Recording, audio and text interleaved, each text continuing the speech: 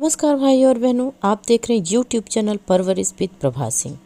हम सभी आंगनबाड़ी बहनों को इंतज़ार रहता है आंगनबाड़ी केंद्र पर कराई जाने वाली त्रैमासिक सामुदायिक गतिविधि का, क्योंकि बहनों 2024 की अंतिम सामुदायिक गतिविधि दिसंबर माह में समाप्त हो जाएगा। तो हमें आगे जनवरी में कराने के लिए बार की तरह हमें इस बार भी जनवरी, फरवरी, मार्च 2025 की सामुदायिक गतिविधि का त्रैमासिक कैलेंडर प्राप्त हो चुका है भाई और बहनों, जिसकी जानकारी मैं आप लोगों को इस वीडियो में दूंगी।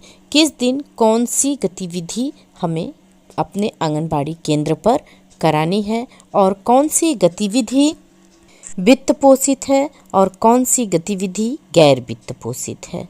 इन सब की जानकारी आप लोगों को इस गतिविधि कैलेंडर में मिलने वाली है भाई और बहनों, क्योंकि जब हम गतिविधि कराते हैं, और एक बात आप लोगों को ध्यान रखनी होगी, जो भी सामुदायिक गतिविधि आप अपने आंगनबाड़ी केंद्र पर कराएं उसे पोस्टर ट्रैकर पर जरूर अपलोड करें, तभी हमें इन गतिविधियों का पैसा प्राप्त होगा भाई और बहनों। तो आइए अब देखते हैं जनवरी, फरवरी, मार्च 2025 की सामुदायिक गतिविधि के बारे में।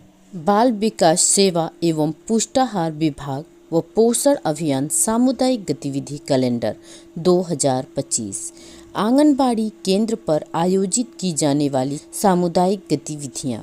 निर्धारित दिवस 7/1/2025। वजन दिवस 0 से 5 वर्ष के बच्चों का वजन लिया जाता है और गर्भवती धात्री माताओं का भी वजन और लंबाई लिया जाता है। 0 से 5 साल तक के बच्चों की वजन और लंबाई ली जाती है। और आप बताते चलें कि यह गतिविधि गैर वित्त पोषित होती है भाई और बहनों, लेकिन जब हम पोस्टर ट्रैकर पर बच्चों की वजन और लंबाई को भर देते हैं और गृह भ्रमण संबंधी सूचना पोस्टर ट्रैकर पर भर देते हैं तो हमें PLI दी जाती है। अब हम चलते हैं दूसरी गतिविधि की तरफ। दूसरी गतिविधि 16 जनवरी 2025 को गोद भराई दिवस है। गोद भराई दिवस प्रथम त्रैमास की गर्भवती महिलाओं, धात्री माताओं और मातृ समिति की सदस्य इसमें शामिल होती हैं और प्रथम त्रैमास की गर्भवती महिलाओं की गोद भराई की जाती है। और आपको यहाँ से स्पष्ट दिखा दें कि यह गतिविधि पोषण अभियान के अंतर्गत वित्त पोषित होती है। मतलब जब ये गतिविधि हम कराते हैं तो इस गतिविधि के 250 रुपये जो कि इसमें खर्च आते हैं हमें पोषण अभियान के अंतर्गत दिया जाता है। और इसी के साथ हम देखते हैं जनवरी माह की तीसरी गतिविधि है 21 जनवरी को ECCE दिवस और PTM, जिसमें 3 से 6 वर्ष आयु के बच्चों के अभिभावक शामिल होते हैं और यह गैर वित्त पोषित होता है। और जनवरी माह की चौथी और अंतिम गतिविधि है 28 जनवरी को, जिसका नाम है सुपोषण दिवस। और इसमें शामिल होने वाले लोग हैं लाभार्थी परिवारों के पुरुष सदस्य, विशेषतः पिता व पति। और आपको यहाँ से बताते चलें कि यह गतिविधि पोषण अभियान के अंतर्गत वित्त पोषित होता है। तो भाई और बहनों, आपने देखा जनवरी माह में 4 गतिविधियां हमको करनी है, जिसमें से गोद भराई और सुपोषण दिवस वित्त पोषित है बहनों। अब हम चलते हैं फरवरी माह की गतिविधि की तरफ। तो जैसा कि आप लोगों को पता ही है कि गतिविधि की शुरुआत पहले मंगलवार से ही हो जाती है, जो कि वजन दिवस है बहनों।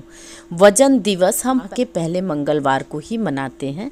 तो फरवरी में पहला मंगलवार पड़ रहा है 4 फरवरी को। पहली सामुदायिक गतिविधि है 4 फरवरी को जो वजन दिवस है, और आपको पता ही है कि इसमें 0 से 5 वर्ष के बच्चों का वजन और लंबाई लिया जाता है और यह गैर वित्त पोषित होता है। इसका कोई भी पैसा सरकार नहीं देती है। उसके बाद हम चलते हैं फरवरी माह की दूसरी गतिविधि की तरफ, जो कि 11 फरवरी को मनाया जाना है और वह है अन्नप्राशन दिवस।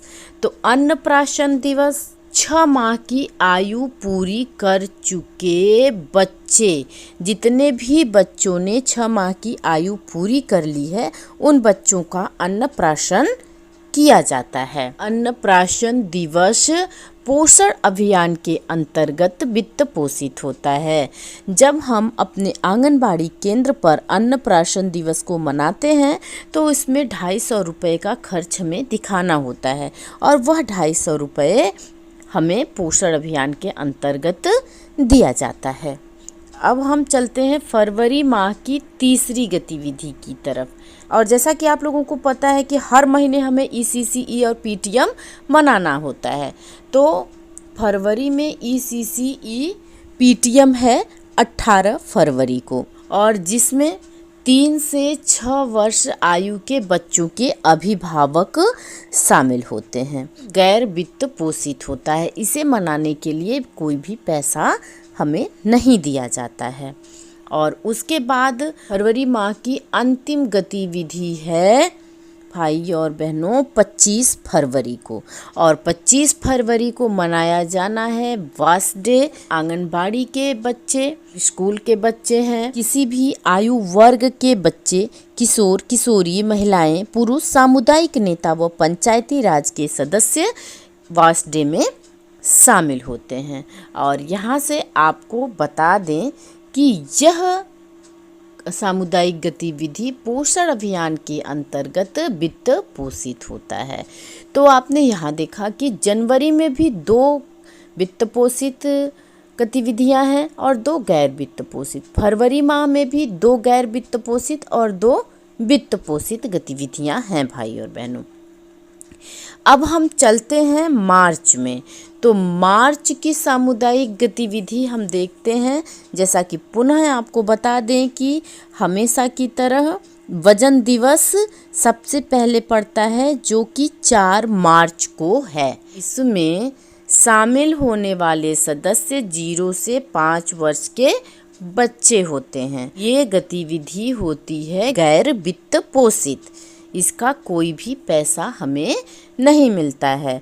और उसके बाद मार्च की दूसरी गतिविधि है 11 मार्च को, और 11 मार्च को अपने आंगनबाड़ी केंद्र पर गोद भराई करनी है। और इसमें शामिल होने वाले सदस्य होते हैं प्रथम त्रैमास की गर्भवती महिलाएं और धात्री महिलाएं।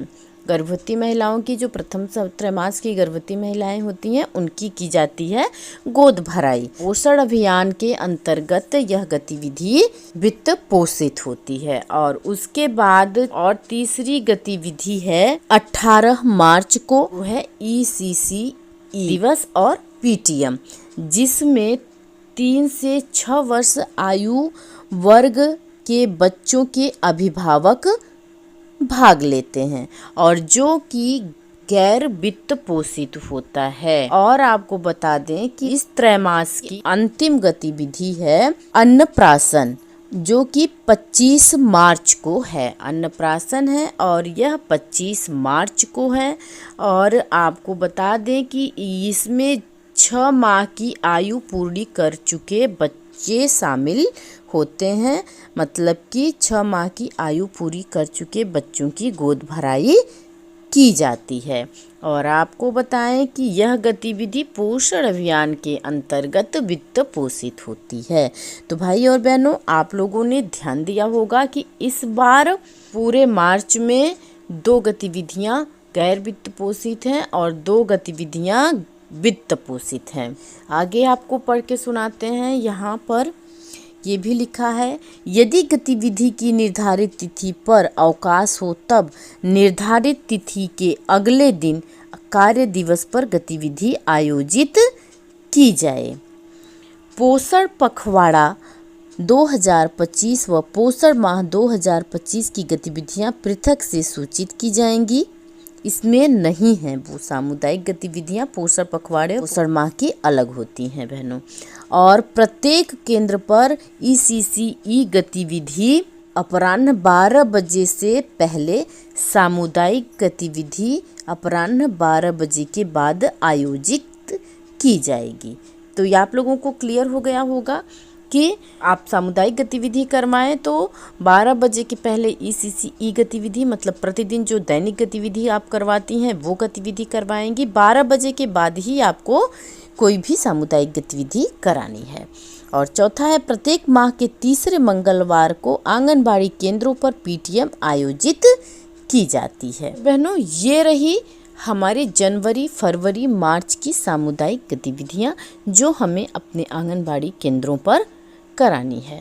और इस बात का आप लोग ध्यान रखिएगा कि सामुदायिक गतिविधि को अपने आंगनबाड़ी केंद्र पर कागज में लिख करके रख लेनी है, कहीं चस्पा कर देनी है, जिससे कि आप सामुदायिक गतिविधियों को करना ना भूलें भाई और बहन। आप लोगों को बता दें और हाँ भाई और बहनों, अगर आप मेरे चैनल पर नए हैं तो प्लीज़ मेरे चैनल को सब्सक्राइब कर लीजिए।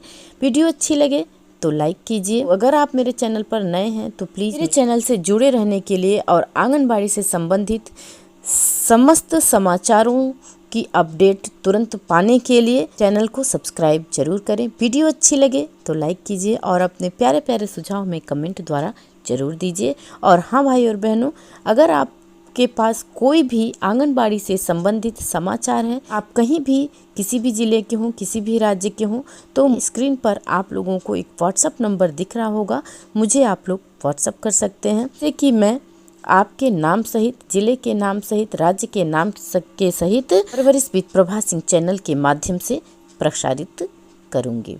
फिर मिलते हैं अगले वीडियो में एक नई जानकारी के साथ। नमस्कार भाई और बहनों।